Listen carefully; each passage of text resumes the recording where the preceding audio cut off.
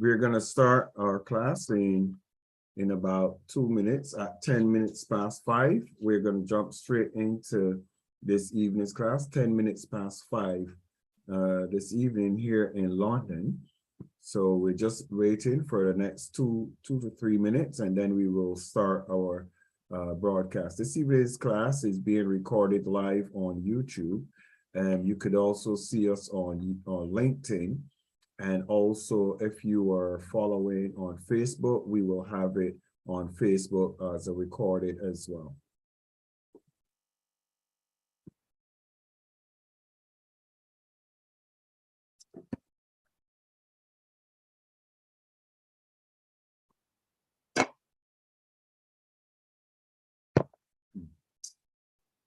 Come here.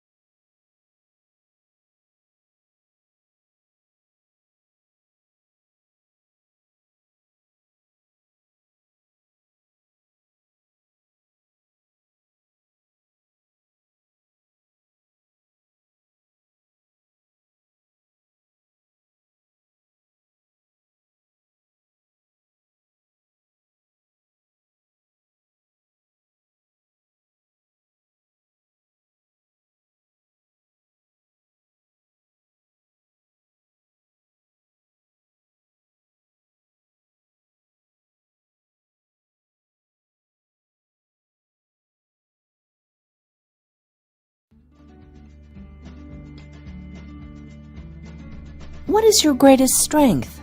My greatest strength is my eyesight. I have 20/16 vision. I have eyes like a hawk. Well, that might be a great strength, but unless you are interviewing for a job as a professional referee, employers might not feel the same way. When answering the question, what is your greatest strength? Try to find a skill or core value that you feel you have that matches up with the job description or the research you have done in the company. You might not know what your greatest professional strength is, so go over the job description and look at each responsibility for the job. Do you have a trait or skill that makes you a strong candidate? Let's use an example. This candidate is applying for a job in accounts receivable for ABC Company. In her preparation for the interview, she notices data entry as one of the main job responsibilities. She knows that she has a high attention to detail and a high level of accuracy from her previous experience and time in school. What is your greatest strength? I feel that two of my greatest strengths are my attention to detail and high rate of accuracy when inputting data. Next, think about where you've used the strength in order to do your job or assignments to the best of your ability, whether it be in a previous position or in your education and training. Finally, how are you going to apply the same strength to the job in question?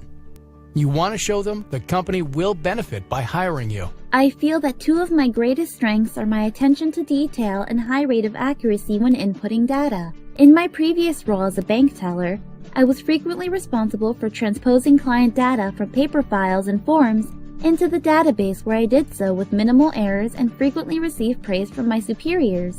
Furthermore, while studying accounting and business administration in school, I received extensive training in adding data into spreadsheets and other related software. Based on the job description, I see that you listed data entry as a key responsibility in this role, and I believe that these strengths will directly assist me in doing the job as efficiently and accurately as possible. Remember, use a strength that is relevant to the position you are interviewing for. Make sure it is something that you have demonstrated previously and will allow you to excel in the role.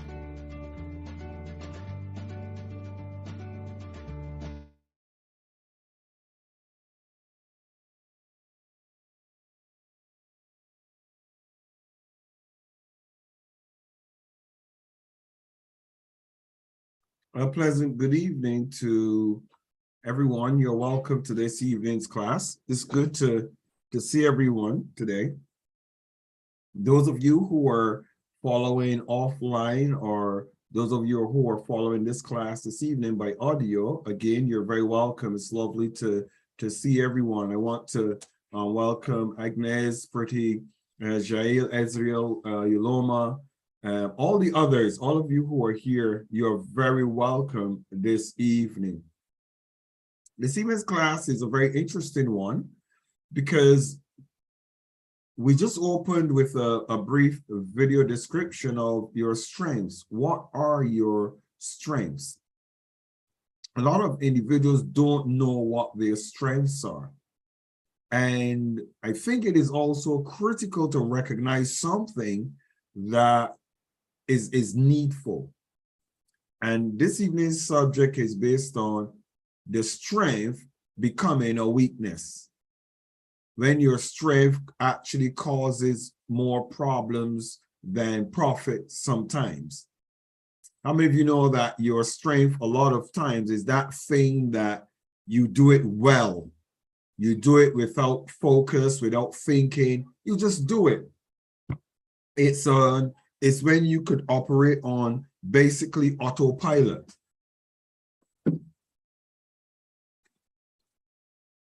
Most of us have those traits that we operate on autopilot.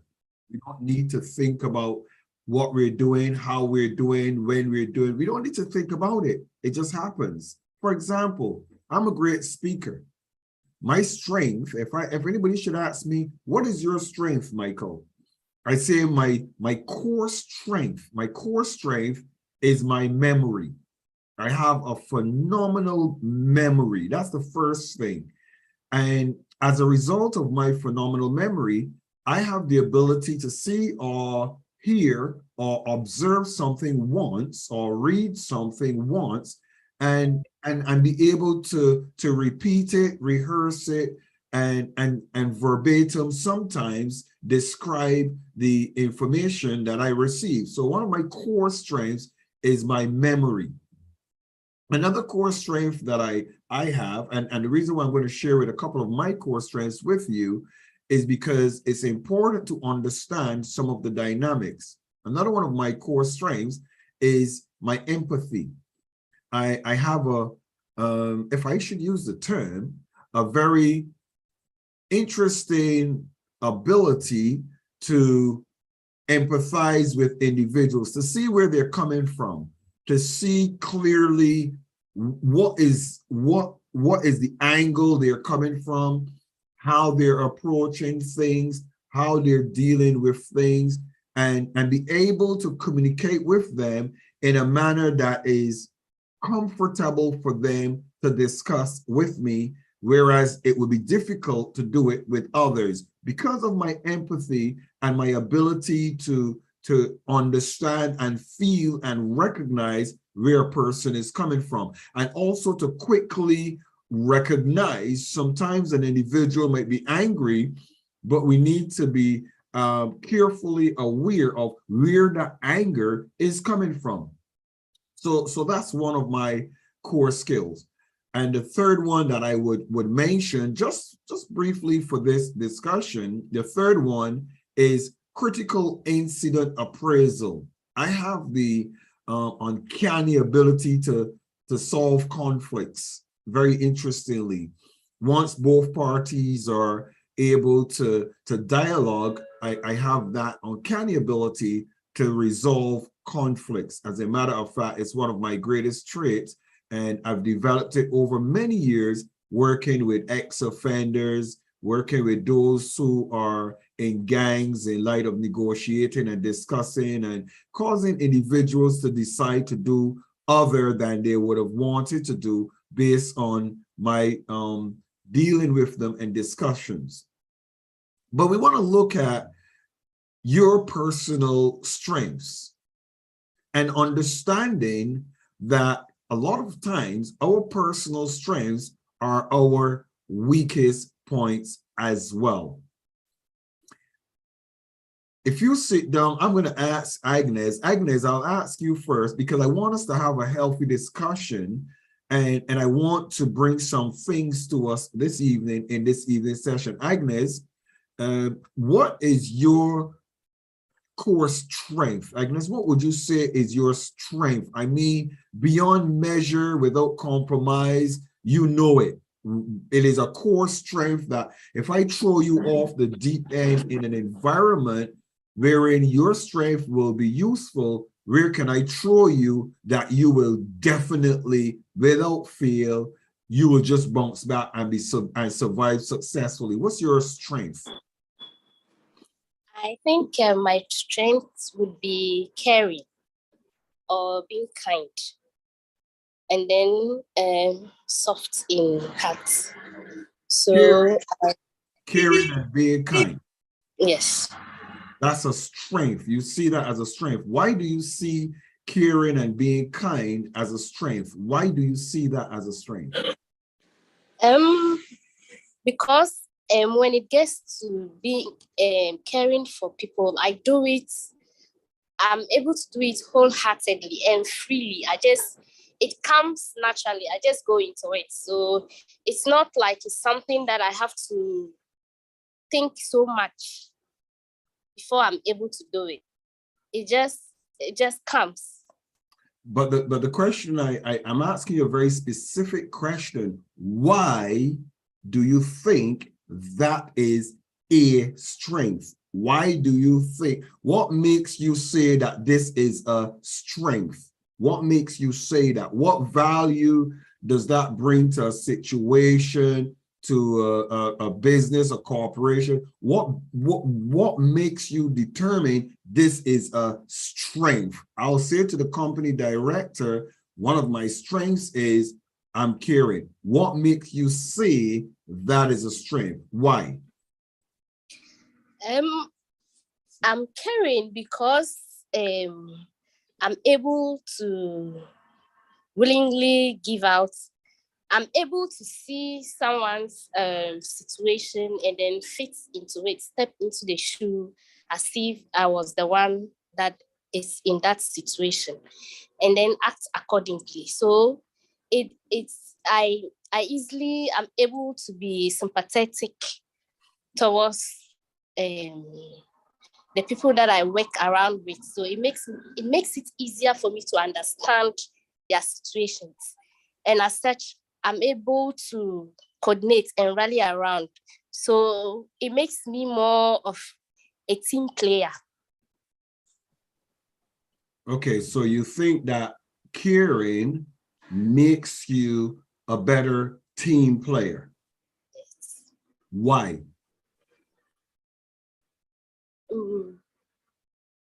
In order to get people to rally around you and for you to achieve a goal, you need to consider people's welfare, their emotions. So when you are caring and you are open, they realize that, oh, this is somebody that they can easily tell you what is making the work difficult for them to do, or it's making the work easy. So as such, you know exactly where your problems are coming from, and then you can tackle it there. And then everybody is, because you are caring, everybody is happy. You are able to motivate them to work well. All right. So let me ask you another question, and I'm going to deal with everybody this evening, but I want you to tell me now, where do you see caring as a horrible, horrible trait to have? Because I can assure you, you have equally recognized that caring is extremely horrible and it's a downfall. Where do you see caring as a downfall?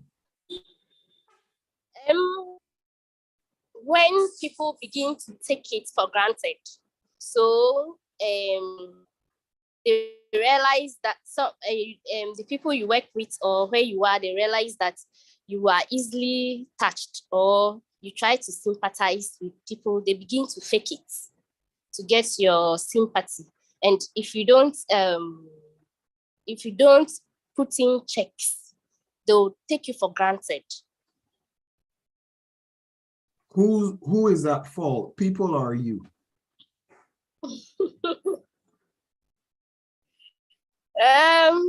Both sides. But I think more of people, but it only makes you learn lessons to check more into things before you go ahead to act. All right, thank you so very much, Agnes. I'm going to address the conversation because I wanted to first stimulate your thinking. And the reason why I want to stimulate your thinking and why I asked the specific question, who is at fault, people or you, is because I want to create an environment where you who are coming through the class of Steele Youth, there's something that you need to be very mindful and very aware of. 100% of the decisions that you make, you are 100% supposed to be responsible for. When you make the statement that people take you for granted because of your caring, then the scenario that might work out not in your favor might be having other people to blame. Are you with me? However, I want to show you, and I want for you to grasp this, you are 100% to blame all the time, because I want you to take authority and have the clear understanding that it is me who allows individual to do things. If somebody decides that they're going to take advantage of me or an individual because of my kindness, it is up to me to decide I'm going to allow them to do it, or for me to decide, I saw what you just did, let's see what you will do the next time. I see what you just did again. Now, guess what? You're not going to do it to me again a third time. So therefore, it is me that is fully responsible for putting myself in a position where my strength that is positive, and it is good, is not one that is going to become a weakness to me that can be detrimental to my future or detrimental to those things I want to accomplish. All right. So don't worry, we're going to get into some details today, but I want to pick another strength. Thank you so very much, Agnes. Jail in South Africa. Jail, what is your strength? What really that you will say is your strength? And if it is kindness and caring, please don't use that one, because I'm looking for some different examples. What is your strength, Jail? I am goal orientated, and I always like to make the best of a situation.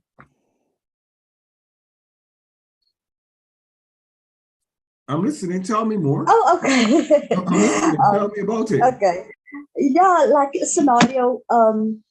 I won't wait, and it's unfortunately I feel like being a team player and having your goal or your mindset on getting focused and doing the things, people tend to use it to their advantage. No, But no, no. Bear a minute. No minute. for Just me, bear with it's a me. Bear learning with me. curve.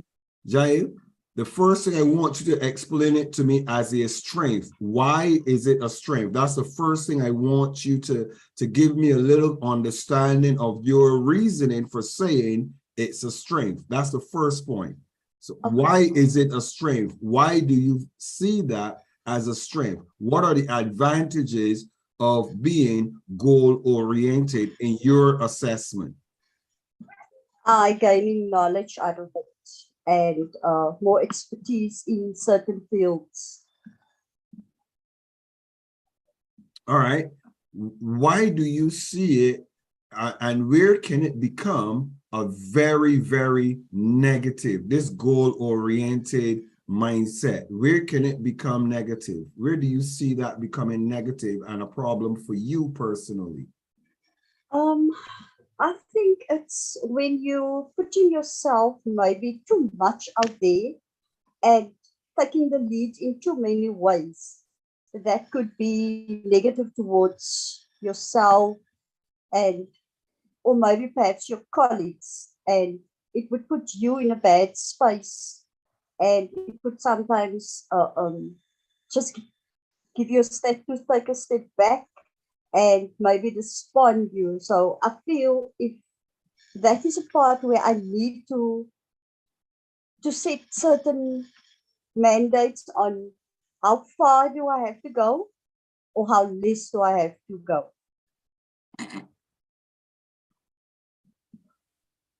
I still don't really grasp the negative in that. I want to because we're looking at a goal setting, and you just said to me in it being a negative, you still setting another set of goals. So you're doing the same thing again.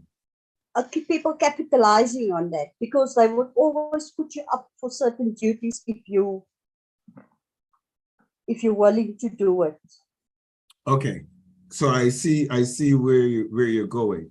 So basically, your strength is goal setting, and you see that in goal setting, it can get to a place where people call on you more than anybody else, and you get more of a bigger burden or a bigger workload than you sign up for, basically. And equally, it creates a difficulty with you getting on with other tasks, because setting goals is good, but you also have to now work to finish the project or what it is that you're doing. And sometimes people are so goal oriented that they're focused on setting the goals, and then when somebody discuss the goals or discuss them, then they go deeper into setting other goals for the other goals. So when you're goal oriented, a lot of times persons who are so goal oriented, they don't accomplish anything. As a matter of fact, I will tell you something about myself personally, and it is adding value to what you've just said. I set goals a lot of times, but a lot of times my time frame sometimes create difficulties for those goals. If I tell you, and I keep speaking about the books that I have that are half completed, middle completed, part completed, but they're not finished because each step of my journey, I have so many things that I have to do that those goals get tangled sometimes in a few other goals that are more important and more critical. So you do have challenges with equally those goal settings. And then as you rightly said, one of my challenges equally in that position for me is a lot of individuals find it very easy, like you said, to call on me to do things. And then when they call on me to do those things, then I prioritize doing it for them, and I backseat some of my own things. So I have to start looking at what do I give 90% of my time to and what is reserved for 10%. And it's interesting, if I should say, that there are things that I do that are critical to my success. And there are other things that I do that are a part of me being successful. Are you with me? And you need to separate the two from each other. The ones that are a part of my being successful sometimes comes out as critical to my success. And you have to balance them. Pretty, let's ask Pretty. Pretty, what is your strength? What is one of the things that is a major strength to you that you would say, hands down, this is my strength? And if it is any of the same that these others have, I want you to choose another one because I want different perspectives. Good evening, Dr. Michael Steele. I am Pretty Ozawara from Nigeria. Okay, my greatest strength, one is taking notes and listening and taking orders from my superiors, and also assisting others at my workplace. Those are my strengths. Where do you see your strength being useful or valuable? Okay, the one of taking notes. Most times I find out that while I'm busy noting down the things being said at the meeting or in the class, I miss out of some gestures going around or some physical expressions from people. So most times I hear people, saying what happened or what someone did at the meeting. And I'm like, when? Because I missed out while I was writing or while I was taking the notes. Then that of listening and taking orders. Most times you have like in my place of work, we have 3 superiors that you report to. One is the principal, the vice principal academy, and the vice principal admin. So sometimes the principal will give an order. Do this. This is the way you work on the register. Then the vice principal on academy will give you another instruction. And meanwhile, you've already taken the order from the other person. And so, the other people might say, okay, let me do it the way I used to do it before. These people are confusing. And I'll be like, I want to listen to my superiors. Let me do what they asked me to do. And you see that their orders are they are contradicting. They are not the same. So because of that listening and taking orders, I've seen it as a weakness and kind of a downfall most times. And then come to assisting others. Sometimes I usually do that. Some of my friends, when they are not around, I take the things of maybe if a supervisor is coming around, I can just take their documents quickly, try to complete it for them and submit so they don't end up answering query. And on a normal day, I do that, like taking the roll call. If they are not around, I go to their classes to pick the roll call. And at the time, I found out that they are beginning to leave it to me as a responsibility, like it's my duty. Even when I say I'm not strong, I cannot do this, or I can't really do this mental work now. I feel like, oh, you're not tired of doing this. They don't even see like you're helping them or you've been there for them. But only that moment when you're not able to do it, it becomes a negative energy to you. So these are the reasons why I say these strengths I listed out are also part of my downfall. Thank you. Thank you. Thank you so very much. I want to hear a gentleman. Jacob. Good evening, Jacob. Jacob, could you tell us what is one of your greatest strengths as a young man that you would say, this is my greatest strength as a young man? What's one of your strengths, Jacob? All right. Thank you, Your Excellency. The respect and love, but I'll talk of respect because there's a saying that respect is spoken, which I respect a lot of people. It doesn't matter the age, whether they're young, they're old. I respect everybody that comes my way. And because of that, I receive same from people. So I think respect is one of my strength that I have. And why do you see it as a strength? Why do you see respect as a strength?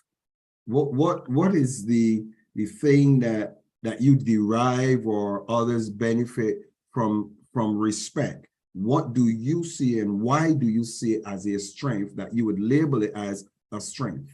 Why? Yeah, I think I am responsible for that because I realize that if I don't respect people, I can't get it from people. I don't suppose to expect it from people. So I'm responsible for gain or to get respect from other human beings. So I realize that it is one of my strengths that I have seen in myself. So that is one of the reasons why I think respect is one of my strengths. Where is respect your downfall, Jacob? Where do you see respect as a downfall and chaotic? The Excellency, I didn't get you clear, please. So we're talking this evening about our strengths. And the subject this evening that I'm going to be bringing is our strengths becoming, or our strengths most of the times are our greatest weaknesses. And we need to discover when our strengths are turning into weaknesses or negatives that need addressing from another vantage point. So you've mentioned that respect is your strength, your respectable nature is a strength. But I want to ask you, when is it that you see being respectful and the way that you are a downfall? Where do you see it as a downfall, or is it a downfall to you at all? Yeah, actually, I think it's a downfall because at times, though you get the respect from people, but at times people take that one as a way of demeaning you again because they realize that maybe you respect a lot and people take advantage of it and try to do things that maybe you may not be happy with. So that is one of the ways that people take advantage to do negative things against you as well. All right, thank you so very much, Jacob. And one more man for the show this evening, Ujavanga Kawazeri. Good evening, Ujavanga. Welcome to this evening's class out of Botswana. Ujavanga, what is your greatest strength? You're the last one, and then I'm going to jump into this evening's discussion. What is your greatest strength that you really say? First of all, Go ahead. First of all, good evening to everyone, and I'm really sorry for coming late. Well, I will say my greatest strength is patience. I think this is something I learned when I became a lecturer.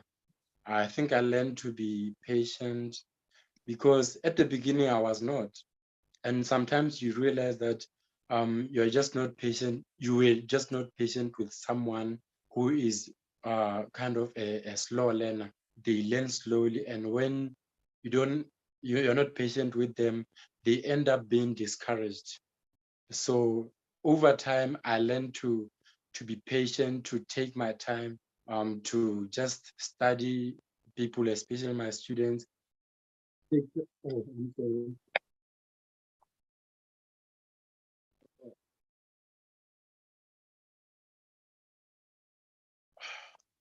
Ujavanga, they need you. I'm noticing they need you. Go ahead. I'm sorry about that. My phone keeps on playing music itself. Okay, yeah. So it's something that you learn, and sometimes you realize that you are just not patient with someone, and those people are slow learners, and they get discouraged when you're not patient with them because you find that some people take time to grasp certain ideas, and when you shut them down, they end up not or being encouraged and not continue with working towards their weaknesses. So being patient sometimes it gives everybody time to also not get scared of you and get asking relevant questions. Sometimes they will just keep quiet because they know once they start asking, you're going to be patient and shut them out. Where do you see being patient as a problem and a negative to you and your character? Where do you see that this equally being your strength is also one of your weaknesses and your weak areas? I think being patient also leads to tolerance.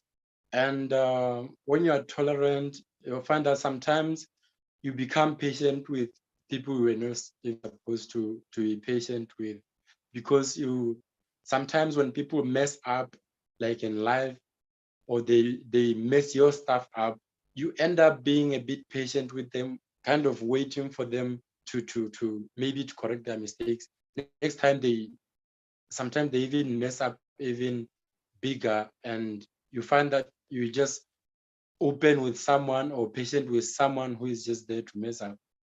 I think that's where it becomes weaknesses, because you become tolerant and you end up tolerating certain people that you're not even supposed to tolerate.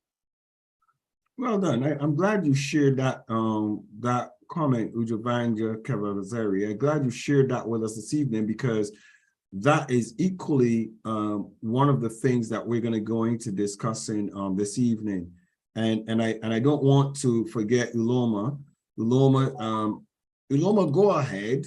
You says to me, I'm here. Okay, Uloma, go ahead. There are quite a few others that are here, but I want to get into this evening's class. It's already 1:45. So go on, Uloma. What is your core strength, Uloma? All right. Good evening, sir. Thank you for the opportunity. I hope you can hear me. We can hear you fine. Okay. Sorry, I had to put off my video to place my phone close to my ear so I can hear you properly. Well, I would say, unlike my fellow students have said, I think I derive my strength from my weakness, from pressures, from setbacks, so to say. Things that appears like I can't achieve them, or I can't do them, or where I am being played down on, automatically it activates strength in me and I push for a mega comeback. It has always been that way. Uloma, I want you to be, I think I want you to tell me, what is your strength? What is the name of that strength? What do you label it? What do you call it? What is the strength? I would say setbacks. Your strength is setbacks? Yes. Yes. Explain to us how setbacks are your strength. Okay, for instance, there are some positions or some places or some goals that are pretty difficult for a common person to achieve. And probably because of your level of being buoyant or not, you are not given a chance to be in that position, or you're not allowed to operate at that level. I draw my strength and I go out of the environment or that region and I achieve that position in quote organically, and call the attention of that person or whoever that didn't give me the opportunity to operate at that level initially. Sometimes, let's use a family setting. Sometimes I could be hurt by things that are being said to me or the way I'm being treated. because, just like I previously said, because your level of affluence is low. So I tell myself, because of this thing, I'm gonna go all out. I'm gonna go all out to be at that position or to overcome that emotion in quotes, where you feel I'm gonna go down or keep drowning in hurt. You see me sparkling. I put my heart aside. I tell myself, it has happened, it has happened. You got to move on. And I move on. So that's how best I can explain it. And let me ask a question. Where do you see this strength as a weakness and negative for your character, and sometimes can be your downfall? Where do you see this particular strength being a downfall and also can be viewed as a weakness? Okay, when I stay on that hurt, or when I refuse to let go of that hurt, I keep regurgitating on it, trying to blame anybody that's, trying to play the victim. If I don't tell myself, no one is coming for you, I could remain there and remain there forever.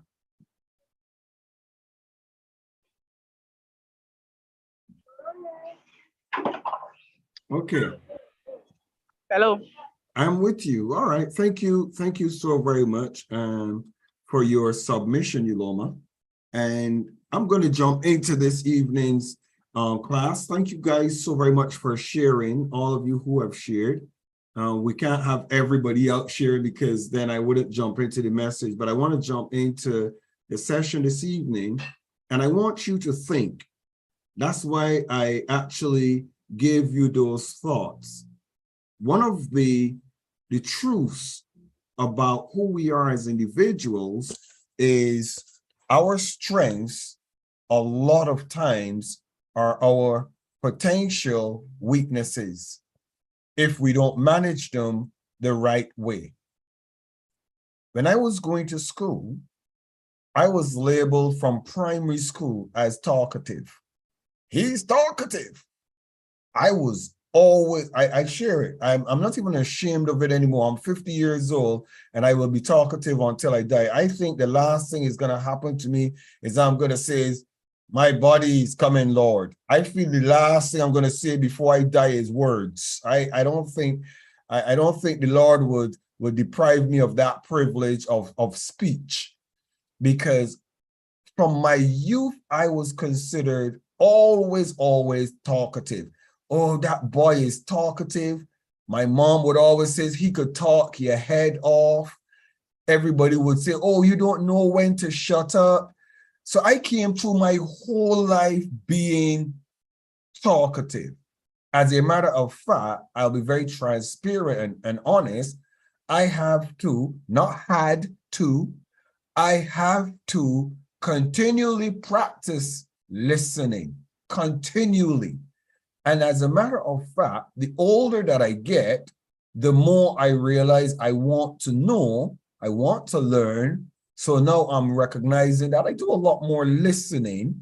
Equally, I am still very talkative, and that will never leave me. But how have my strength been a strength and good for me? I'm a preacher. How would you like to have a preacher that he comes to church and you expect to hear a good message and he speaks for 5 minutes and then says, hallelujah, thank you, God, take up offering, and then pray and say, go home. You would have want somebody that's a preacher that's going to speak for 5 minutes and you're sitting down waiting for the meat of the matter. So you need somebody that has the ability to communicate, somebody that has something to say, substance. And as a student of reading, I do a lot of reading, and I find myself very versed in communicating. I love communicating with all of my passion, all of it. So I'm a very good lecturer. I'm a very good speaker. And it has also helped me to be a good negotiator. I'm a very good counselor as a bishop. and a negotiator in crisis situation or critical incidents. But equally, I love to explain things as well. So when individuals have things that they want somebody to study how to do this and then give me the task of explaining it to others, I love that. Anything to do with speaking, communicating, I love. How is it a weakness? Well, my strength is a weakness because if you're in an environment where you're not the authority, you're in an environment where you are now subordinate. How many of you know that in life, there are times we're at the head and then there are times we're the subordinates. There are times that we are the ones giving the instructions, and then there are times we're the ones receiving the instructions. Well, for me, my communicating and my talkative nature puts me in trouble sometimes. There are individuals who don't like to talk so much. And if somebody says something to me and it's not clear, I'm going to form conversation so that I can be clear on what that person is trying to say to me. And I've found that a lot of people find it difficult if they're not communicators. They find it difficult trying to explain to somebody what they're trying to get across. And it infuriates me. I get annoyed when I don't understand something. Or I get annoyed when I'm trying to explain something, the other person doesn't get it, and they don't ask questions or dialogue with me to get it. So it has been very challenging. Equally, in as much as I'm a talker, there are times when that talkative nature can be problematic. And then I also have to decide sometimes, is it worth it to probe this person to get the information that I need, or should I go and find it myself? And there's some people that put you in a position where you have to go and find it yourself or figure it out yourself. And sometimes we get it wrong. How many of you get what I'm saying? I think some wives, especially in Africa, and I can use wives, not in Africa, some wives have husbands who don't like to talk a lot. Baby, go and what? How do you mean go and what? And an argument starts. The only thing he says, go and you want to know, go and what? Well, go and bring the thing, you know, we've been talking about it for weeks, just go and bring it. And you walk away not knowing what you're going for and not able to ask more conversation to get what you want. So you're in a catch-22. If I continue to ask him, I don't understand what you're saying. Please explain it to me. Some people get very angry. Are you thick? Well, what do you mean you can't understand? What is wrong with your brain? So you decide you're not going to ask, you're going to figure it out. So sometimes it's your downfall because you don't know how to receive things quickly, maybe like everybody else. You need clarity. That's why I read a lot, because I like to get the facts, I like to get information, and I like to process that information. Now, all of you, or all of us, have strengths. All of us have strengths. But all of our strengths have underlying things that govern why those things are strengths. I want you to follow with me. All of us have underlying things why those strengths are strengths. For example, I know quite a few people who are not able to read and write. Quite a few. I know many. But there's something that I discovered many, many years ago when I was in the ministry about individuals who can't read or write. A lot of them are excellent communicators. Excellent. They get what they want because they learn over years how to ask the right questions. How many of you get what I'm saying? They learn how to ask the right questions. They're very talkative, and they are very expressive to get the responses or the results that they need to have their message communicated effectively. However, the underlying is they can't read. Are you with me? They cannot read.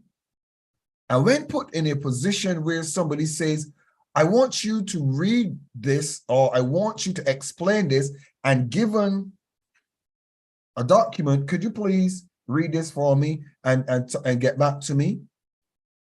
There's some persons who are ashamed of that ability that they cannot read. And as a result of that, they start asking questions. So what is it about? You would hear them, what is it about?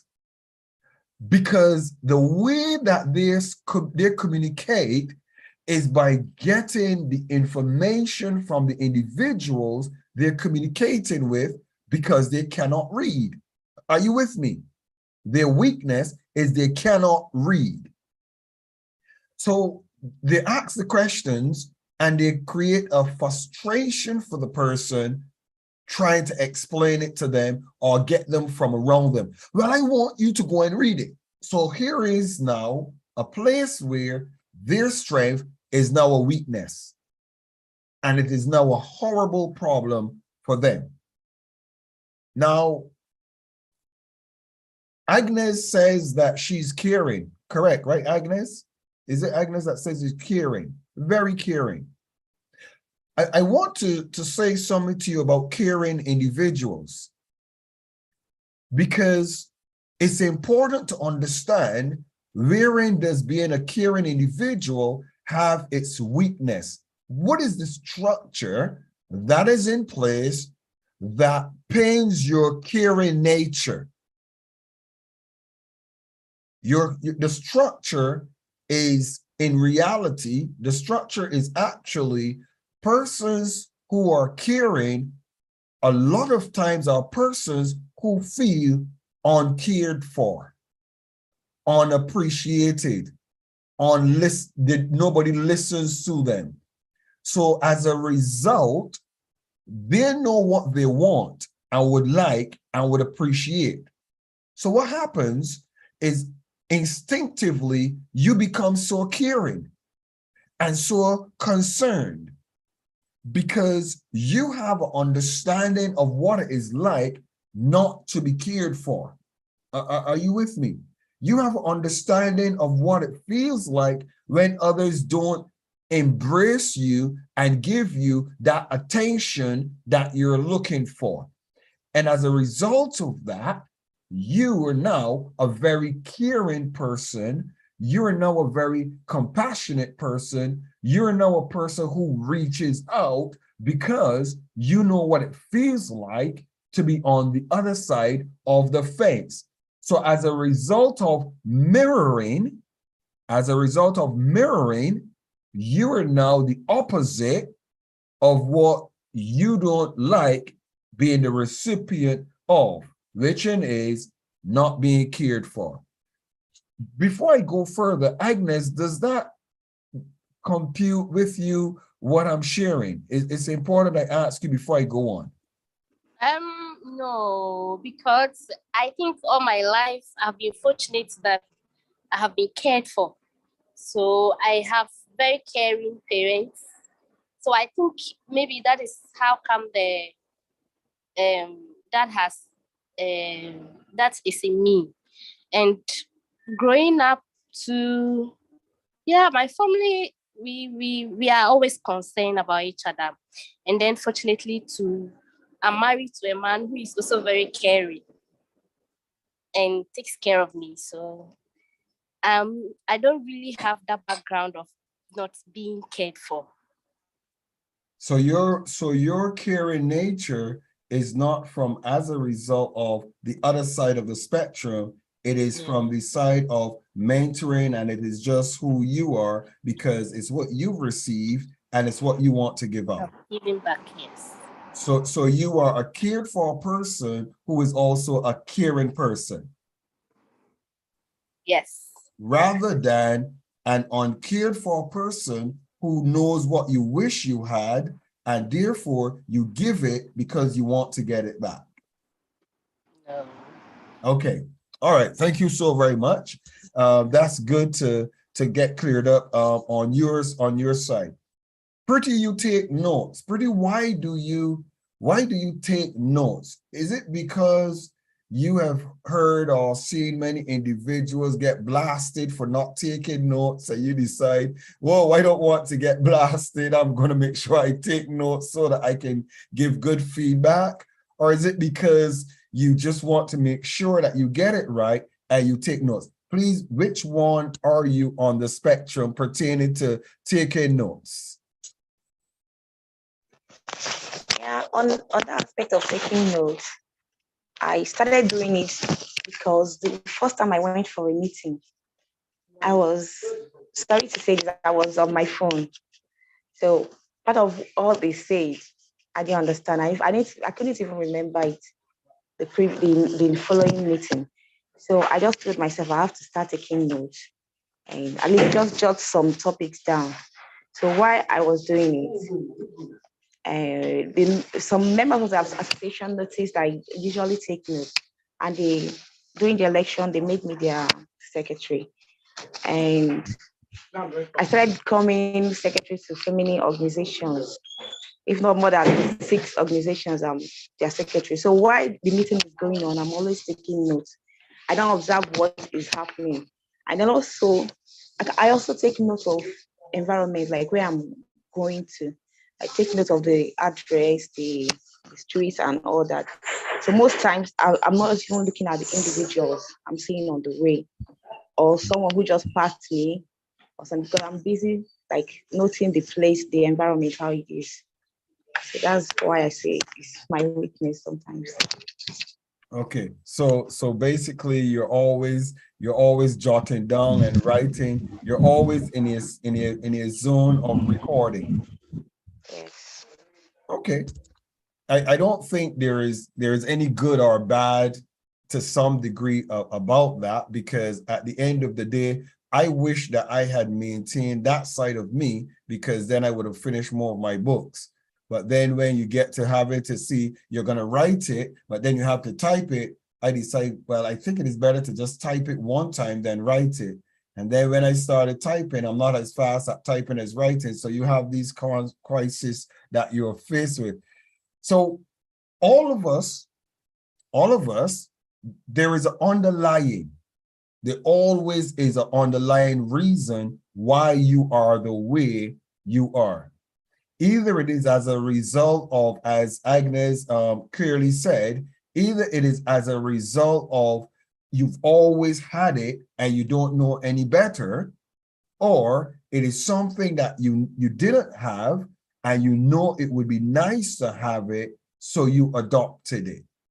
But whichever way, there is something underlying why you do what you do. For me, equally, a lot of my kindness is as a result of things that I've passed through personally. I'm a person who goes for the underdogs very easily. And I like to support those that nobody else supports. And I think part of the reason for that is I felt like an underdog most of my life. I've been treated that way to some degree until I got to the place where I become top dog, I guess. And when you become top dog, then you realize there are underdogs that will always exist. So you just be the one that bring them up the ladder, because you know what it was like for you wishing you had somebody to bring you up the ladder. And you just had to find those persons, and those persons did a very good job. So that's one of the reasons why I am the way that I am. Now, here's a question I want to ask you to ask yourself. Are my strengths crippling me or empowering me? Are my strengths crippling me or empowering me? What do I mean by that? Are they crippling you or are they empowering you? What do you want to accomplish in life? What do you want to accomplish as an individual?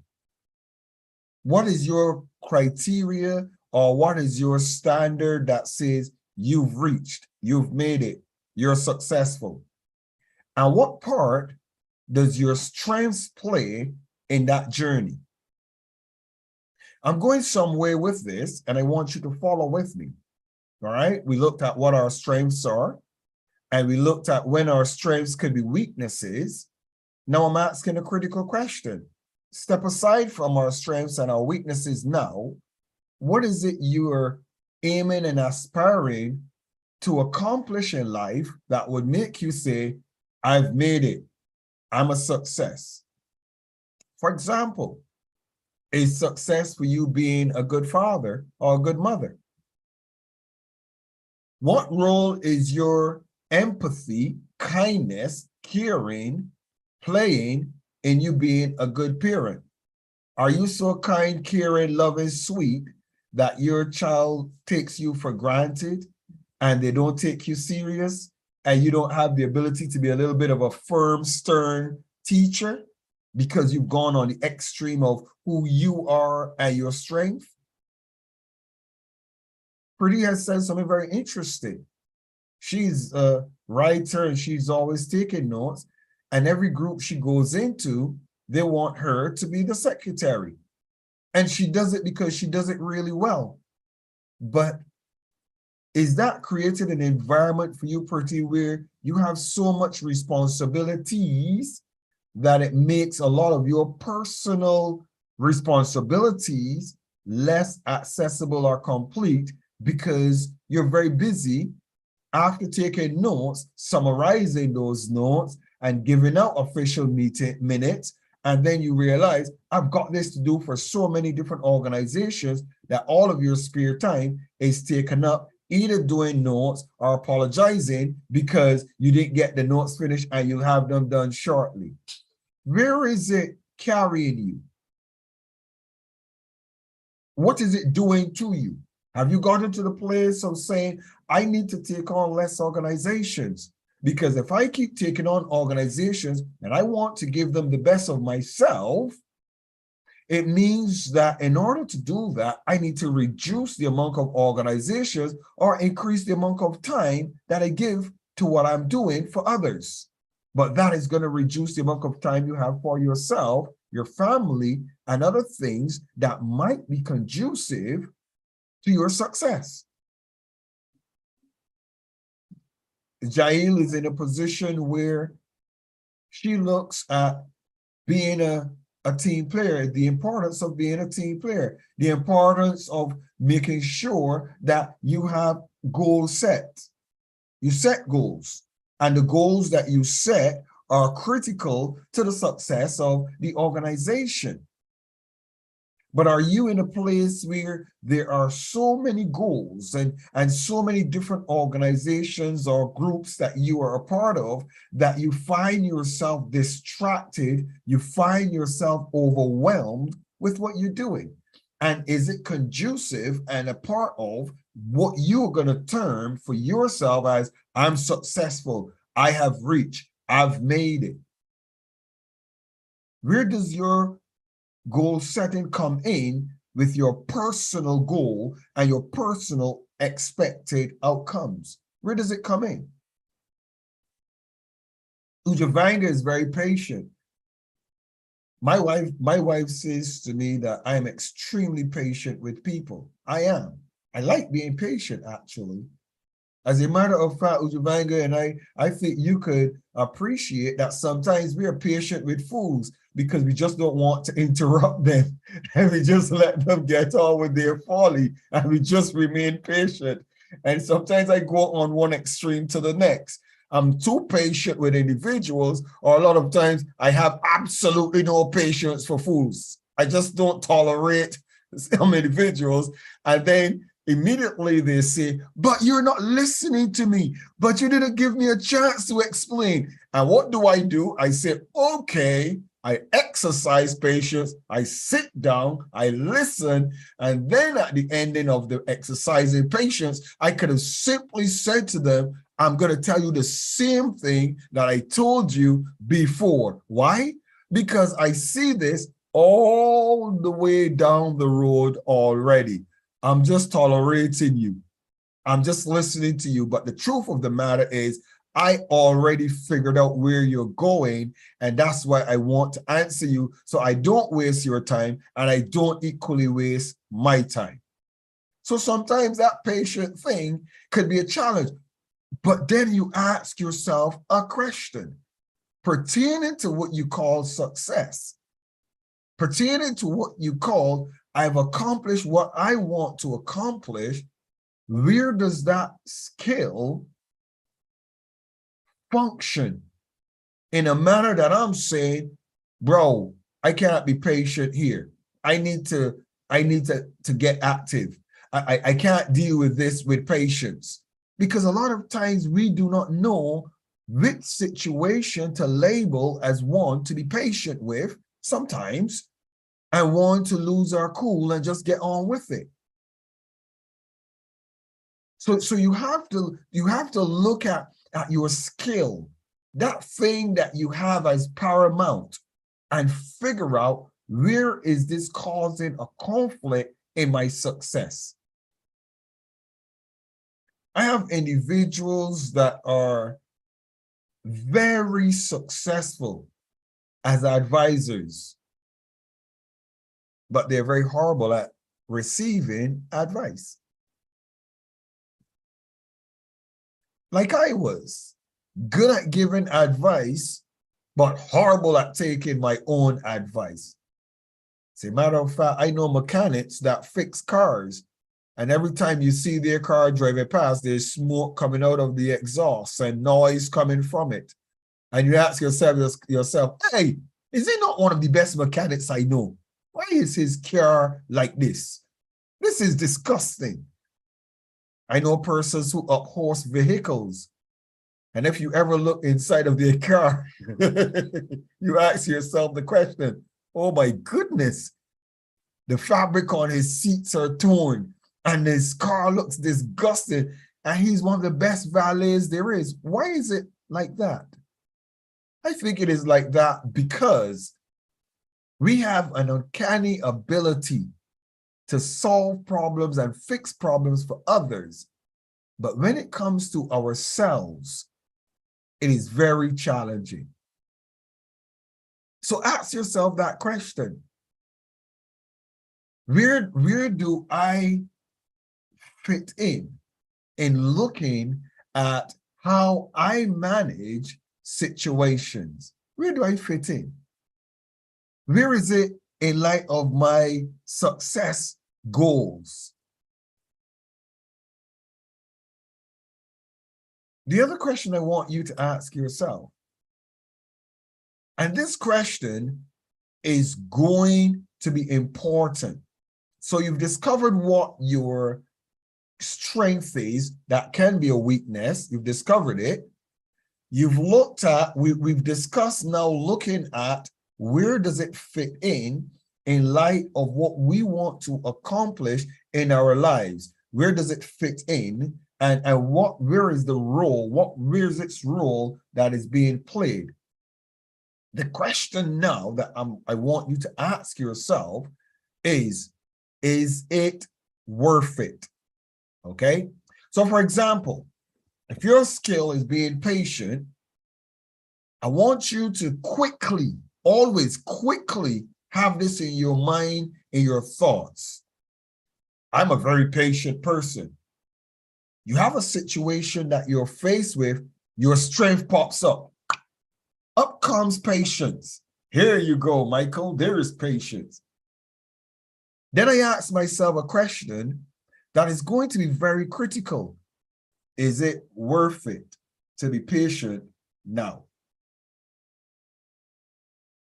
Are you hearing what I've just asked? Is it worth it to be patient now? Is it worth it to be patient with this situation? Is it worth it? These are some of the core things that individuals who want to get to the next level in their development, their personal development. These are some questions you have to ask yourself. Because you see, if you continue being patient, it's your core thing, it's your core. That's who I am, I'm patient. You will die being patient. You will die and don't even realize you're dead.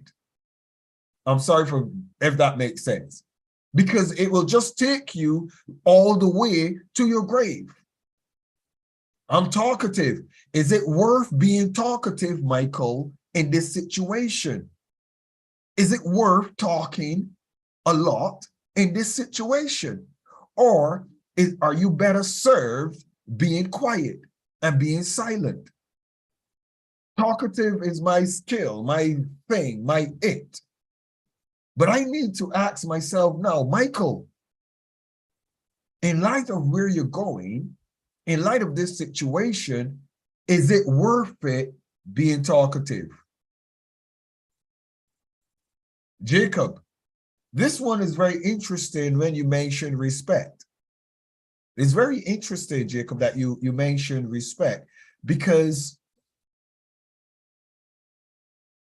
a lot of times individuals that are very respectful, a lot of times people sometimes laugh in our faces and mock us because they know that that respectful nature gives them the authority to lord over us and push us in corners as a result of being respectful, that respectful nature. So you have to ask yourself a question. How do I assert myself in this particular situation? How do I exercise my authority in this situation without being disrespectful, but without being respectful to a degree where I'm seen as silly or easy pushover, or my respectful nature allows this individual to take advantage of me? So the question in this third point is it necessary?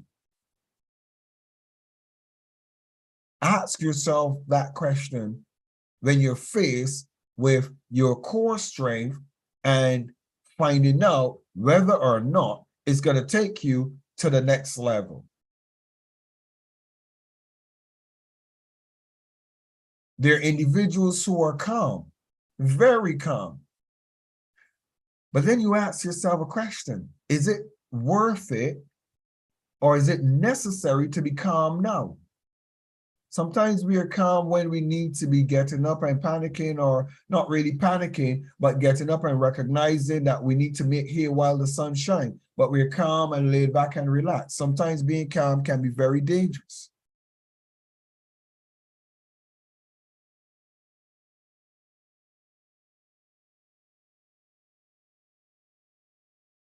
The final thought that I want to give you today, the final thought, and this final thought is very, very critical. Is it worth it? Was very important. But this final one is, I will say, equally as important. We've dealt with the mind in some of our training in the past. Remember, I dealt with the mind. I've dealt with feelings and emotions and all of these things. We've dealt with those in other classes. But this question that I want you to ask yourself, this final question: how do I feel about this situation? How do I feel about this situation? Is it worth it to do this? And then how do I feel about this situation? A lot of individuals find it difficult to say no. Good meaning, well-meaning individuals a lot of times find it difficult saying, no, I'm sorry, I can't help you. Oh, but you do this all the time for everybody else, and you do this for that person, but why can't you do it for me? Well, because I'm making a decision that I look at who I'm doing it for and how much is needed from me, and as a result of analyzing all of that data personally, I don't have the time and the ability and the willingness to do it for somebody else, if you want me to spell it out for you. But we find it difficult to say no. We find it difficult to tell individuals, I'm not going to allow you to do this anymore. We find it difficult. I'm a non-executive director for Ethos Asset Management. Professor Carlos Santos, one of the greatest young leaders that I have ever met in my whole entire life. A young man, a professor, but an amazing, amazing leader. Amazing leader. And some of the things that you learn at some levels are critical to your success. If you don't know when to move on to the next thing, a lot of people get stuck in the same place all the time, because they didn't learn when to move on. If you don't know when to say, okay, enough is enough, you persist sometimes in problems that are useless or baseless. So there's an importance in knowing when enough is enough. When to say no. When to say, I'm not going to allow this any further. Because if you sit down and you rely wholly and solely and only on your strength could possibly be your downfall if you don't know when to say no. A lot of people are faithful to unfaithful people. A lot of people are committed to uncommitted people. A lot of people give their time, their energy, and their resources to others who don't reciprocate. And they say, but that's just who I am. That's my strength. My strength is carrying people who are not carrying me. But eventually you're going to need somebody to carry you as well. And then what are you going to do? Lie in the ditch in hopes? Oh, the person that I am is when things are going bad, I know how to operate when things are going bad. Uloma says she knows how to operate from a vantage point of difficulties, of hardship, of challenges, of no, you can't, and proving those individuals wrong. But there comes a time that you need to say, this situation is a situation that I'm not going to be myself in. I am not going to allow my strength of acceptance of rejection or acceptance of being told you can't do it to override me to a place where I go and I try my best to prove I can. Because at the end of the day, you'll discover somebody that knows how to use that aspect of you. And you'll be suffering the consequences of somebody fueling you with, you can't do it. And if you can't do it, is the carrot that is dangling in front of your nose to get you do it. All that person has to do is put up the carrot of you can't do it. And you are on a wild goose chase for the rest of your life proving you can, until you either do it or you run tired. Because you never said no. So that strength that you think might have been a strength has turned out to be the carrot that is dangling in front of your nose. How many of you, you're patient, and somebody's going to say, hey, remember, You're patient.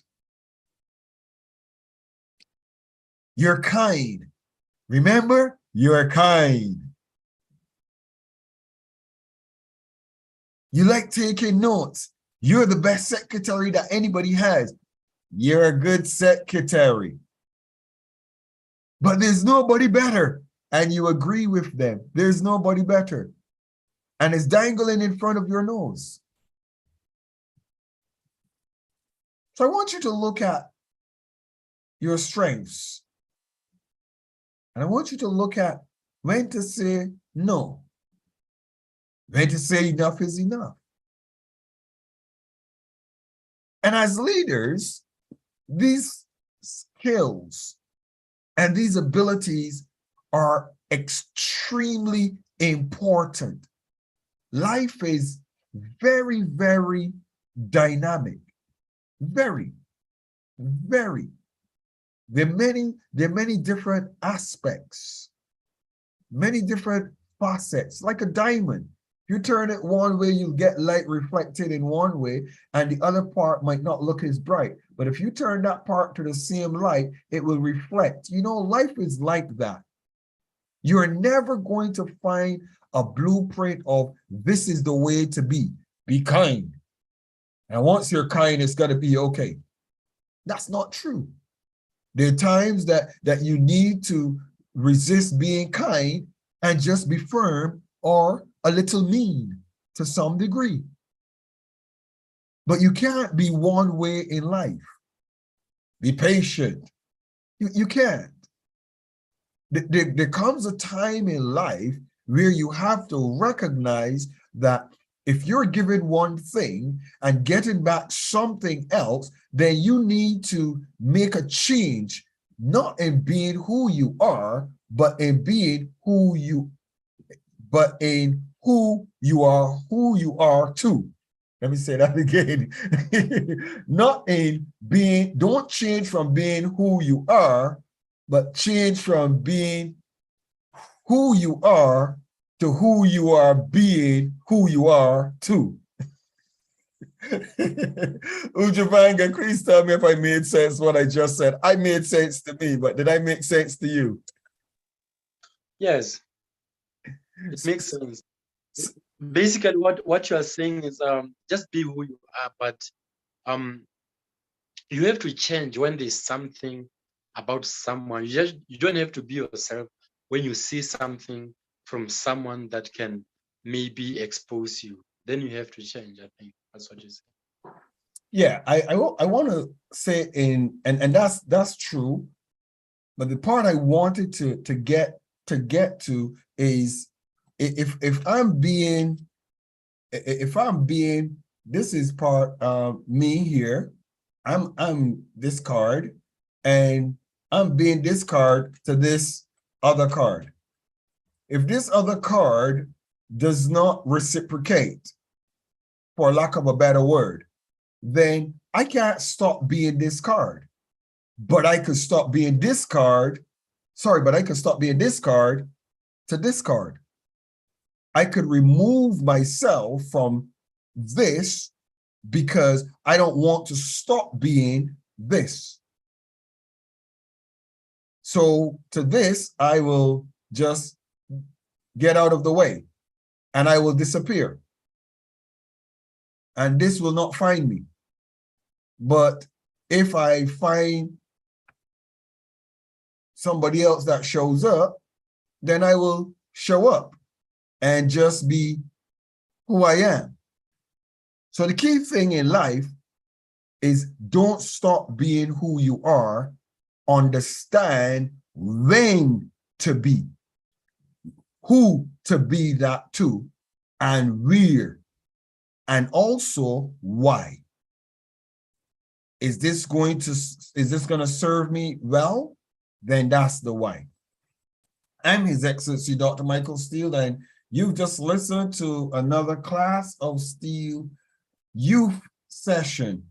And I'm just going to open to a few questions and comments, and then we're going to close this evening's class. I hope that this evening's class have added some value to you this evening. So Agnes, I'm going to ask you quickly to give me your summary and what you've received from this evening's class, please. Agnes, go ahead. Thank you very much, Dr. Steele. This evening's class has been amazing. I have learned that my strengths can be my weaknesses as well, and I'm solely to be blamed for it. So as much as I try to be caring, I should be able to have authority and be firm as and when it's needed. So our strengths does not necessarily mean that it's all perfect and then we are good to go. We should know that there will be challenges and problems that come along with our strength. But however, it depends on how we deal with it. We should be able to balance the two so that at the end of it, we achieve our aim or our goals. Thank you very much. Thank you so very much. Have anything about you changed as a result of this class? Have anything about you decide, you know what, I'm going to change this? Or is it too personal to mention? No, but from this class, I decided to change from easily getting angry to being more patient. However, I also know that it comes with its negatives. So I'm trying to balance the two and listen more. You say stop being angry? You say that? Reduce being angry. You know, Agnes, I'll tell you something that's very interesting. And I want to share this with you. Anger is a good tool. I'll share this with you. Anger is a very, very interesting tool. A lot of individuals actually don't know how to be angry, how to get angry. They don't. Some people, they are so calm and they're so gentle that they actually have a lot of people that defend them and a lot of people who jump in to help them in situations, because those people know that, you know what, Michael is just going to walk away quiet and he's not going to get very angry, or Kathy is going to walk away. She's not going to get very angry and she's going to get taken for granted, or he's going to get taken for granted. Anger is very important. Anger management is something that most people need to learn. Anger management, not anger eradication, anger management. Because you see, if I should use even a Bible verse, the Bible verse said, be angry and sin not. Be angry, it's okay. Be angry, but don't sin. Choose how you carry out that anger. Choose how you manage your anger in a professional way. What level am I going to use my anger at this moment? So those things are critical for every person to understand. So I hope that in as much as you're going to try not to be angry, I hope that you are going to try to manage your anger. Just like I just gave you a blueprint. Simple blueprint works for every trait of life. The blueprint I said was, take the anger and look at it and says, is it worth it? That's it. That's it. Put your anger on the table and says, is it worth it to be angry now? Because you see, you didn't give anger as a strength because you did not recognize that anger is a strength. Because a lot of people are weak people. They don't get angry. They don't get their point across. They don't represent themselves. They don't say how they feel genuinely, and they let people do whatever they feel like without allowing individuals to know how they felt about it. And equally as being docile is a curse to a man, being angry might be a curse as well. But both of them have their strengths. All right. So I hope that you don't eradicate your anger. I hope you create an environment where you manage your anger. and unmute yourself so that I hear you understanding what I want you to practice. Yes, I have understood it very well. Manage the anger, not eradicate it. No, don't eradicate it, because then when you eradicate it, those that you were getting angry with will laugh and say, ha ha, she no longer gets angry. Good. So manage it. Is it worth it to be angry at this or that? And just manage it. Thank you. You're very welcome. Uloma, what did you get from this evening's session, please? Well, I would say I think it is best to be oneself at all times. Yes, you don't have to play good all the time. Then for a situation like mine that I love too much, that is why I get so hot badly.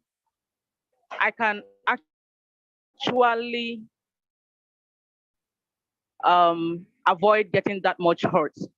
I can stand my ground and say, I'm not going to let this happen. I'm not going to allow myself to be this much hurt. I'm not going to let myself to be drowned emotionally, because it's going to affect some persons that deserve my attention. So when you are coming with that vibe, or when I perceive it, I will gladly walk away and I'll be happy with myself instead of blaming myself, or rather playing the victim.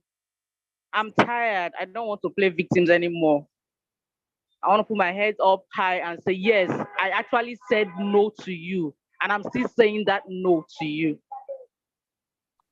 So thank you for this class. Thank you for helping me come to that conclusion. I can have firm decisions and stand by it. I want to say something very important on the subject of loving and getting hurt. And this is important. And I want you to take notes on this one. Either you love or you don't love. That's a reality. Either you love or you don't love. That's the first point. Second point, when you half love, truth of the matter is, expect half love in return. And half love is going to cause hurt. So what's the reality of what I'm trying to say to you? There is absolutely no form of love without hurt. None. If you want love that you're not going to get hurt, it doesn't exist. It does not exist. I really want you to grasp this. What exists is that you manage how you respond to the hurt.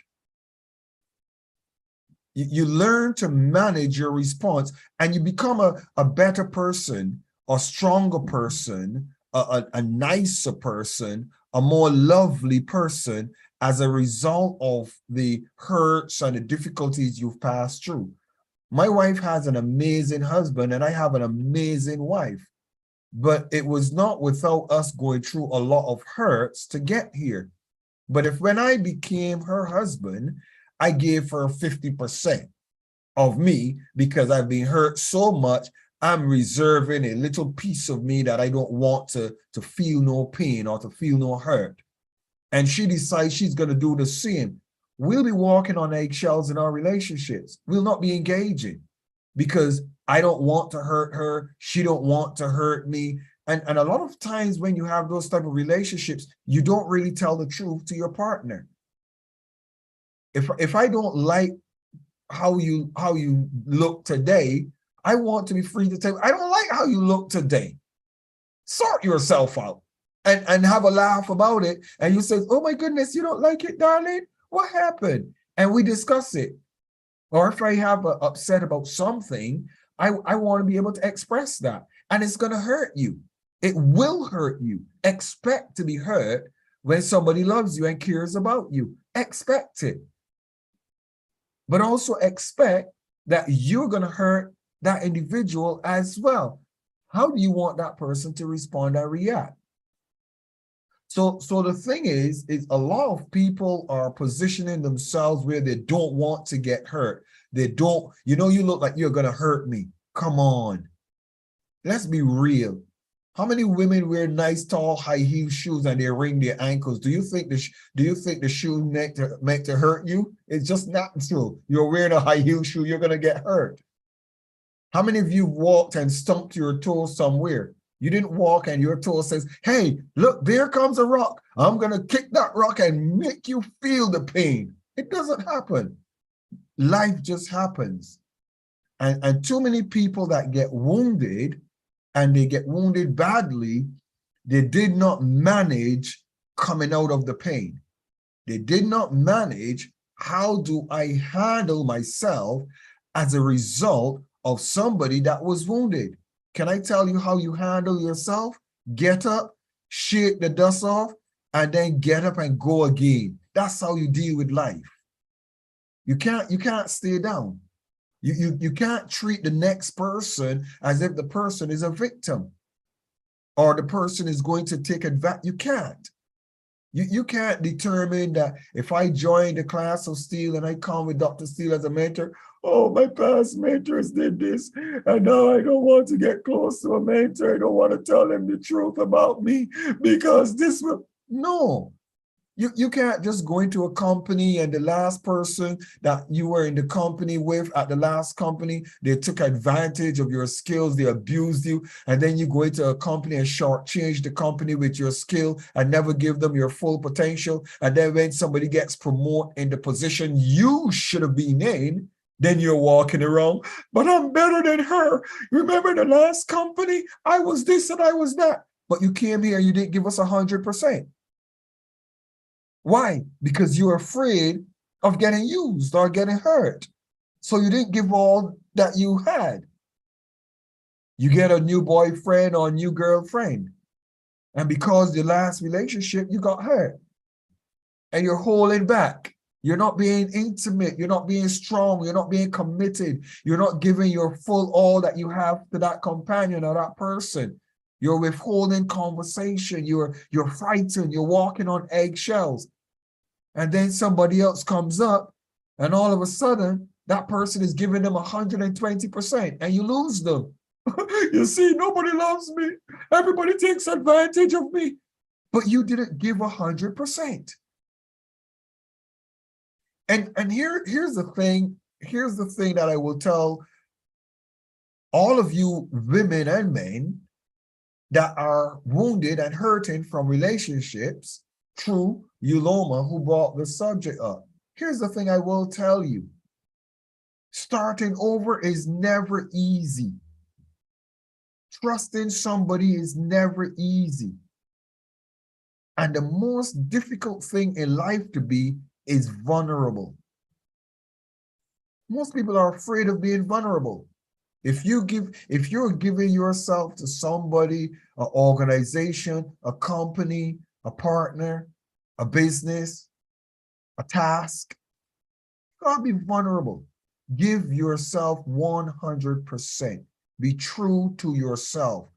Don't be true to the last bad experience you had. Learn from it. Understand how to approach the other situations, but give everything you've got to the situations you find yourself in to bring about the change you want.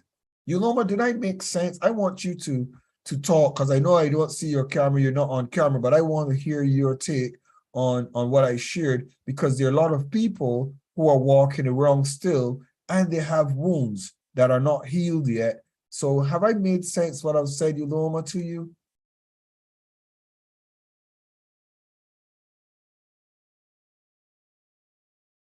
Uloma, have you abandoned me?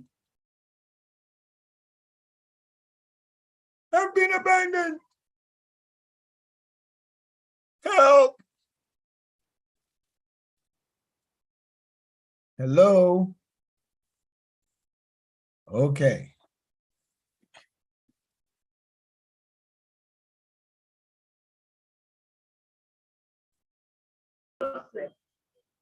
You see the text message?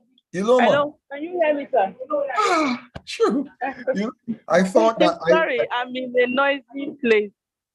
Oh, okay. But you're Can you okay. hear me? Yes. Have you heard what I shared?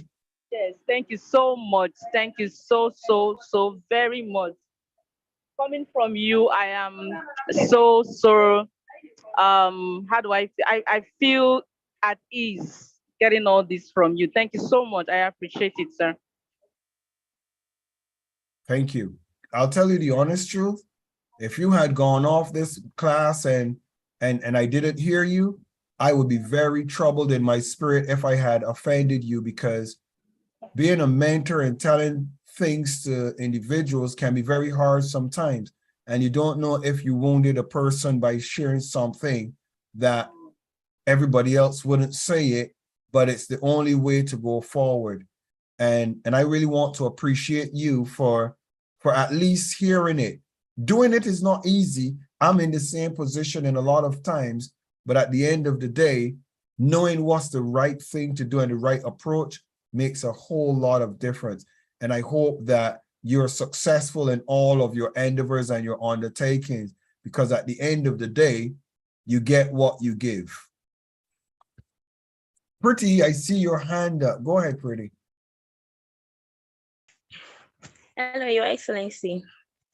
Mine will not be a submission. I want to ask a question. Can I go ahead?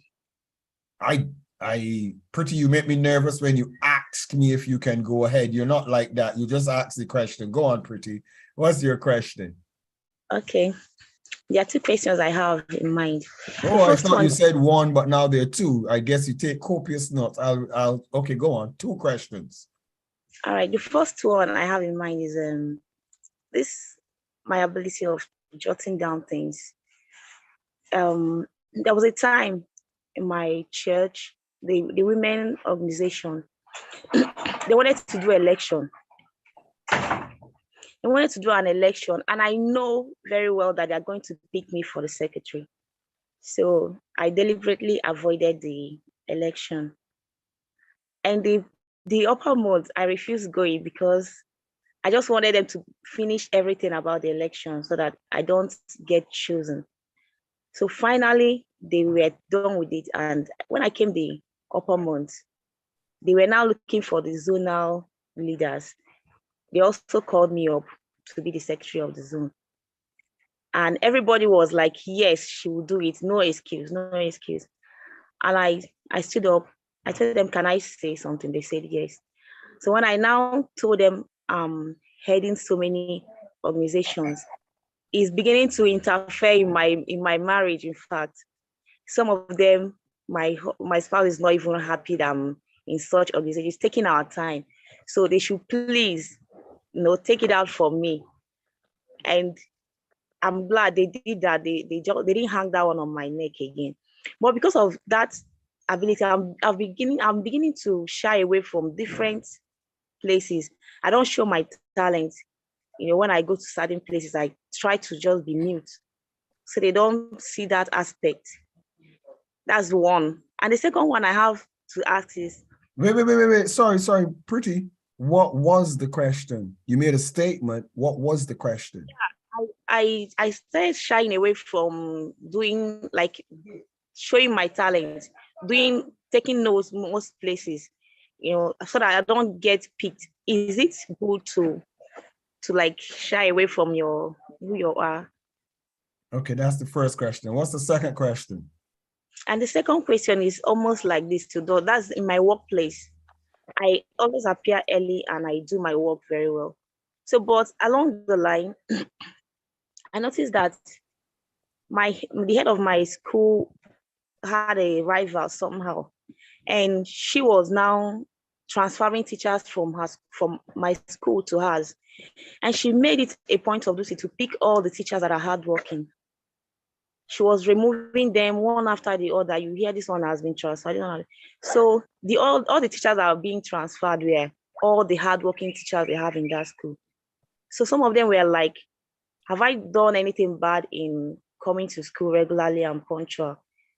And they were like calling me, Uche, you are the next. Uche, you are the next.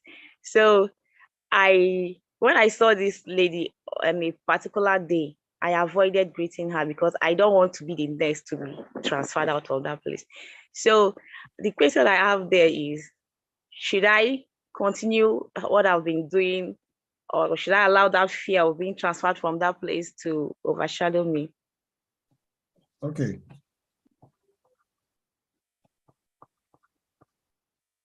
Okay, so I'm going to answer you both of your questions. Is it good to shy away from who you are? Because every time you show up, everybody wants you.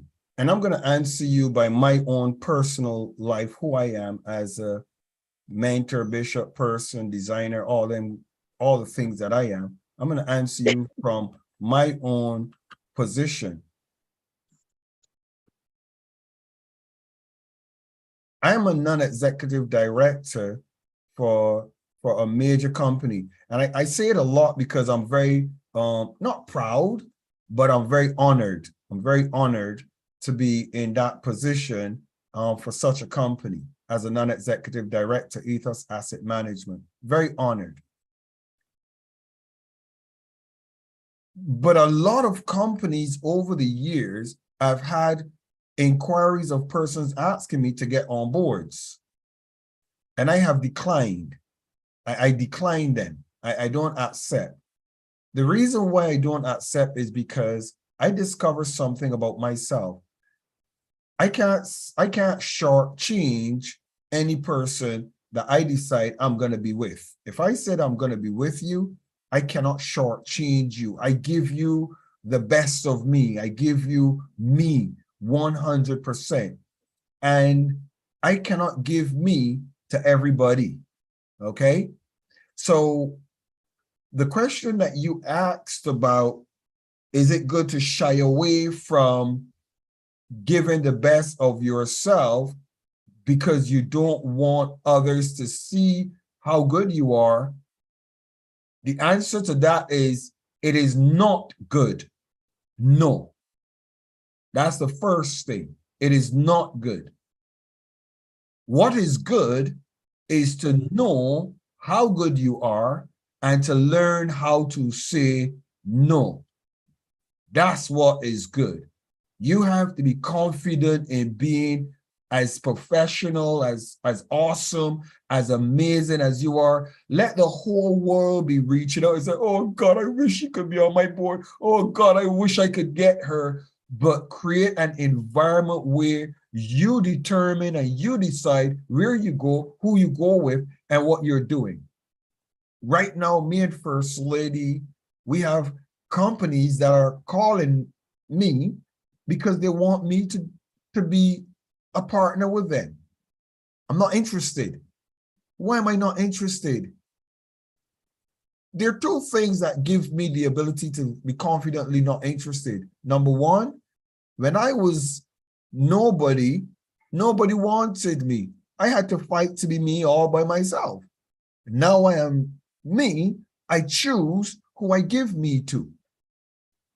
So therefore, don't stop being amazing, awesome. Let everybody see you as amazing and awesome. That doesn't hurt you. But start saying no.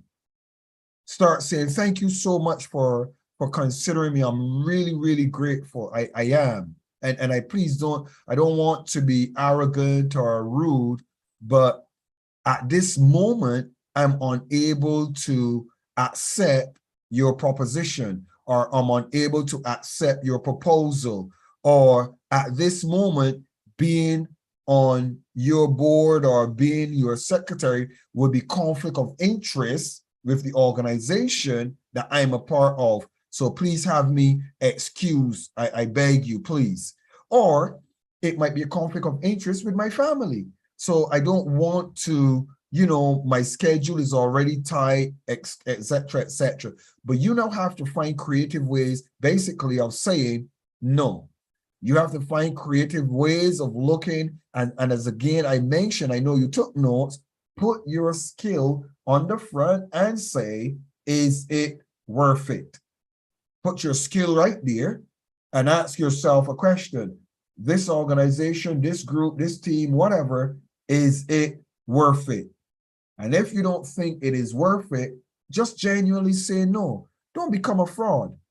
Don't become a fake with your abilities. Don't do it. Don't demean yourself or pull down yourself because you don't want people to see how awesome you are. It's almost like saying, don't comb your hair because you don't want people to see how long and beautiful it is. You know what I mean? Make sure you show up and you're you, but just determine who you do you with and make sure it's your decision. On the second question about fear, when you're in a position and you might be seeing individuals being moved from one location to the next. A lot of times the universe creates an environment where your value is seen and recognized, and growth and expansion and increasing of territory, a lot of times it comes with moving. And we have fears of the unknown, a lot of us. A lot of us have fears of the unknown. A lot of us like to be in positions where we can manage the things that are in our power effectively because we know what we give. But are we going to be as successful when somebody else puts us in a different position? And the unknown can be really scary.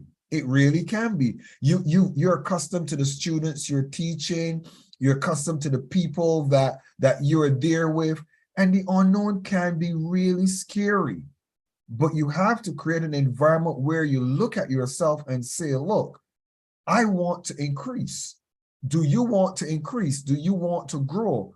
Do you want to be greater than you already are? And if you do, sometimes you have to continue being the best you that you can be and allow opportunity to come. And when the opportunity comes, you then can decide if you're going to take it or not. You can decide. If you're in an environment where the company says it wants to take you to another location and you say to them, I'm sorry, but due to logistics and my personal preference, I humbly will beg to allow me to stay here if that is possible. And you can write and make a request. And if the request is denied and you don't have a choice, then you look and you determine what is your outcome going to be.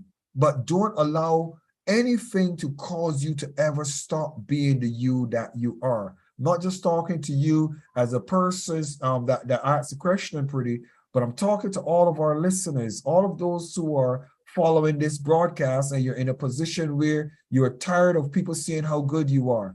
You're tired of people, recognizing your skills. I was in that position, and I had persons say to me, oh, I want you as a graphic designer. I'm thinking, are you joking me? I'm a good graphic designer and I'm a nice graphic designer, but are you serious? Am I going to allow you to reduce me to just being a graphic designer? No. Thanks for appreciating me as a graphic designer, but there's a whole lot more to me than a graphic designer. A lot of people say, oh, I think you'll be very good as a head of security because of your martial arts background. You're trained in martial arts. So are you kidding me? Do I look like I want to be in security? So all of the things that you look at, you decide where you're going to be, but never stop being the best you that you can be. Don't pretend and undermine your skills. Pretty, have I made sense to you? Yes, sir, definitely. You've made me understand so much now. And there are some places I really stepped down. I'm going to work on it again.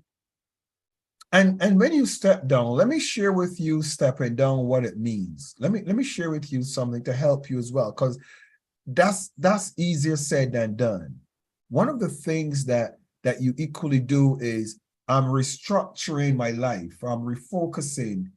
I am putting myself in a different position because there's some things that I want to accomplish.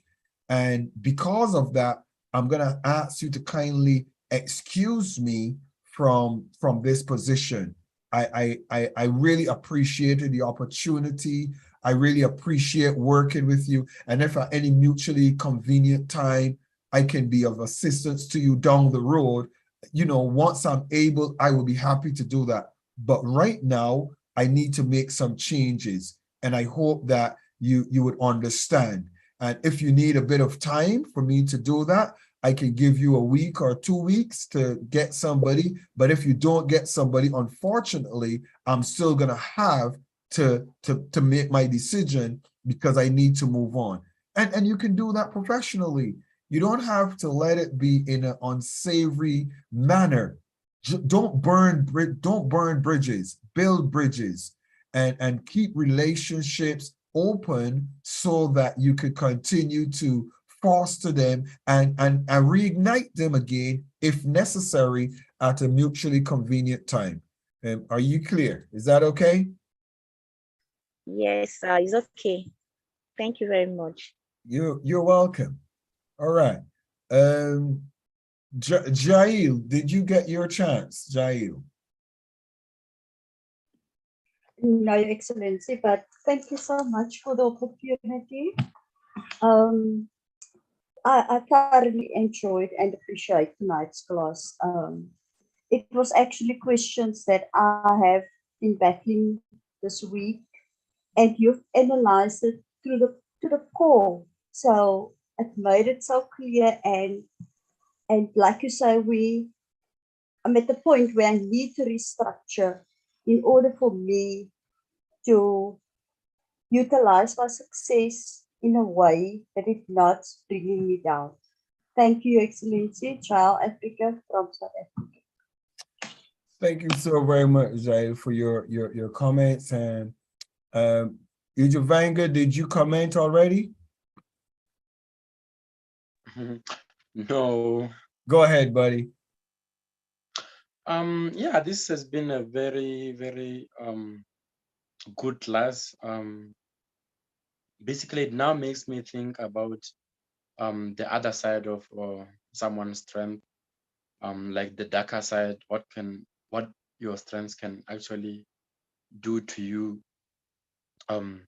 So it makes me kind of think about all these good things that are associated with people and the other side of those things again that can be the downfall of their strength. So this class has been good, and I like the part where you said just be yourself, but of course when you have to have that judgment to be able to judge where you have to let go and all that.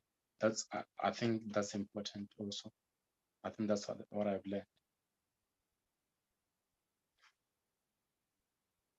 Okay.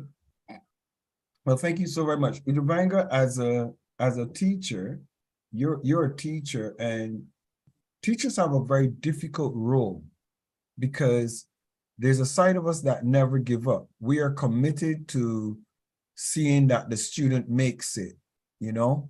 And I think as a teacher, you're gonna have a role of looking at students, for example, and observing them and critically appraising your approach. There are some students that they just want sir to show them everything, and they don't want to do anything by themselves. And you would have to determine, is this one of those students, or is this student one that is needing extra help that you could recommend for him or her?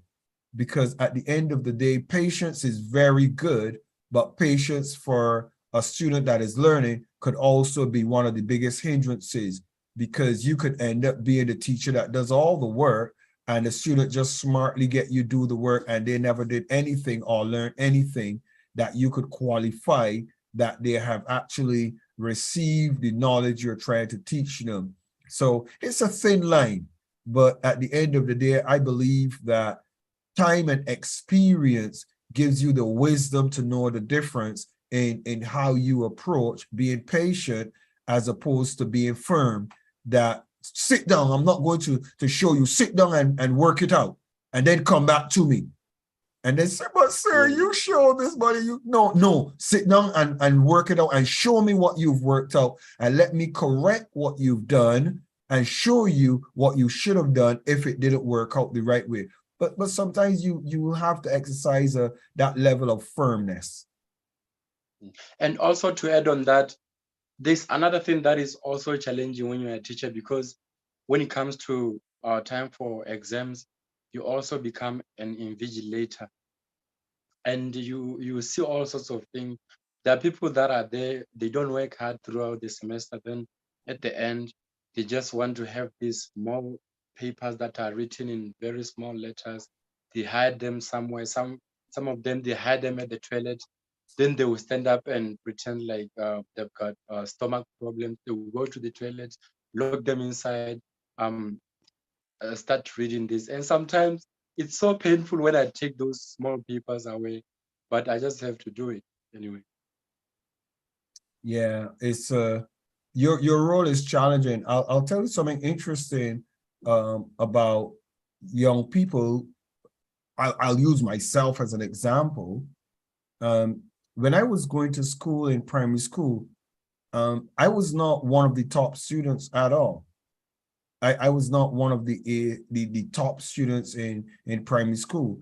And interestingly, when I had to do the exams, I found that my ability, I came, it was, I think it's a 250 or something like that. And I got 230B. And I went to one of the highest schools in Barbados, and I excelled, and I shocked a lot of people. As a matter of fact, I was thinking that I was actually going to be one of the persons who would do horribly in the exams. But when I got to the exams, I recognized a lot of the questions I received, and I did extremely well. Why did I share that on this level? There's some students that you might have that are very horrible during the term and during the year. But when it comes to maybe exam time, those children might shock you. And it is not that they cheated some of them. It is that they just received it, understood it, and it left a mark in their minds. And when they do the exam, it came up. But as you saying, the person who is looking at doing the exam, that taking away the papers from them, you do what you have to do. Because at the end of the day, you're also teaching them how to prepare for life. And if they don't prepare for life the correct way, unfortunately, somebody's going to take the cheat paper away from them, and they will be stranded. So your role is important, and don't compromise your role. Don't compromise your role because you like a student and you want him to pass, but sometimes being who you are is hard, unfortunately. Yep, I see the sadness on your face, but it is what it is. Yep. Well, I want to thank everybody for being in the class this evening. The time is now 11 minutes past 7. We've gone over a slight bit, but I want to thank you so very much for being in class this evening. And I appreciate all of you. Agnes, I miss you. Agnes, did I miss you? I was here. I was right here. But did you speak? Yes, I did. Aha, okay. I don't want to miss anybody. It's okay. So I just want to appreciate all of you for being in class this evening. Thank you for the questions, Pretty, Agnes, Ziloma, all of you that shared and give some feedback. I appreciate you. And equally, you could share this video with your friends and those that you think it would be helpful to them, because the information that we share this evening, I've given you 150% of me from the time I've started the class of Steele Youth. Because if you're going to do anything, make sure you give 100% of who you are, the best of who you are. Because if somebody chooses you, they're going to choose you based on knowing you only give what you have. And Pretty, like I say to you, don't pretend and undermine your skill because you want to be overlooked. Never do that. Because the time you might choose to be putting yourself in a position to be overlooked, somebody might be scouted and you might get left out of a very important opportunity. So always give 100% of yourself, your skill, your ability, your integrity, and more than anything else, your attention. Make sure you give your attention to whoever or whatever you are doing. I want to wish you guys a fantastic evening and have a great weekend. And I will see you in the next class next Saturday. On the behalf of the management and the team of the Class of Steele family and my First Lady Jeannie, God bless you guys. Keep focused and remember, time spent in developing yourself is not wasted. It's just invested. I love you guys dearly. I'm out. Bye-bye, guys. Bye-bye. Bye, guys. Bye. All right. See you guys. Bye, Pretty. Bye-bye, Pretty. Bye-bye, Bye, Jael. girls. Bye, Bye. everybody. Have you noticed how Bye. quiet the guys are? The guys don't say very much. No, I'm going to They leave don't- you guys for next class. It's all right. Come on, Zeri. Bye-bye.